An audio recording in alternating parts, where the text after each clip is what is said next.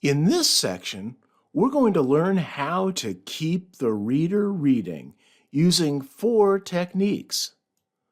The hook, used to get the reader to start reading, it's the hook that pulls them into the book. Cliffhangers. We'll end every chapter with a cliffhanger, an unresolved scene that requires the reader to read on to find out what's happening in the story. Foreshadowing.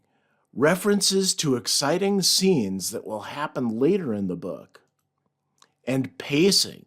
Keeping your book moving so that the reader doesn't get bored. These techniques are used in conjunction to keep the reader reading your book. The hook gets them to start reading your book from the beginning. By concluding each of your chapters with a cliffhanger, you'll keep the reader reading from chapter to chapter until they make it to the end of your book. Foreshadowing is a particular type of cliffhanger that alludes to things that will happen in the future in the book. And finally, pacing defines the pace or the speed or the excitement at which your story progresses.